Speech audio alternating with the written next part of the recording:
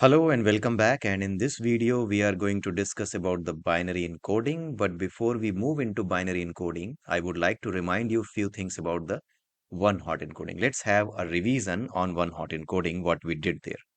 Suppose you have one categorical variable. Suppose it's only the color, right?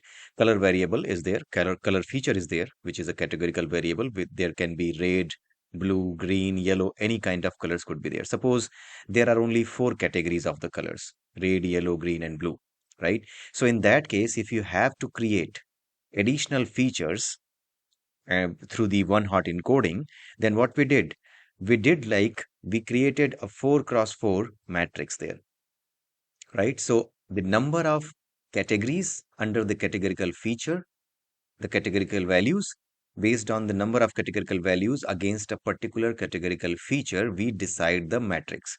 Suppose we have four categories, categorical variables, right? Against four categorical values against a particular categorical feature, then in that case, we will create a 4x4 matrix. So in this case, what will happen that we will have four new columns or four new features, right?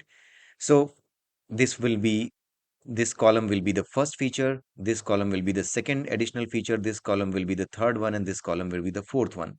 So suppose there are 10 features already in your data set, you will be adding four new features, right? That's okay. If the count is 3 or 4 for the categorical values, then in that case, this is fine. But suppose you have number of categories, more than 10, 20, maybe 25 categories are there, right? So what you will do, will you be doing this thing only which we do in the one-hot encoding? If we do that, then in that case, our model will become complex. The data set will become complex because there will be additional number of features added, right? So what we will do, let us compare this matrix with a two-digit binary number. Here we have taken 4x4 identity matrix for four features. Sorry, for four categorical values against a categorical feature, right? So four different values for the color we have, and hence we have taken 4x4 identity matrix. But the same can be achieved through the binary representation. And when we will be doing the binary representation, then in that case, we have to add only two new features. Why? Because this value 0 or one category can be represented using 0 0, the other category can be represented using 0 1, the third category can be represented 1 0, and the last category can be represented using 1 and 1. So corresponding to these two digits in this binary number system, you can have two different features, right? So rather than having four features, just like in the above, we will be having only two features in the binary encoding, right? So this will make your system, with respect to, your data training set, it will make it more robust for the training, right? In that case, you will not have, large number of variables, large number of extra features added, right? So this will keep your system, keep your data set simple while you are training your model, right? So rather than four, we have two columns here. Suppose you have eight features, then what you will do? In that case, you will create 8x8 matrix, identity matrix. But in case you are going to do the binary encoding, then in that case, how much it will take?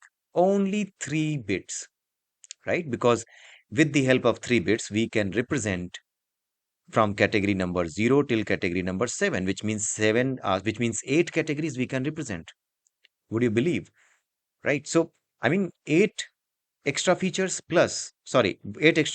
against versus, not against, basically, eight extra features in one-hot encoding versus only three features extra in the binary encoding. You can see the difference.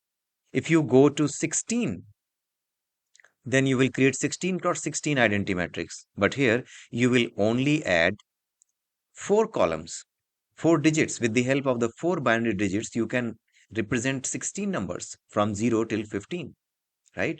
So all 16 categories can be represented only four columns, four extra features. So you must have understood that when we will be using the binary encoding we will be using when there is high cardinality against the categorical feature.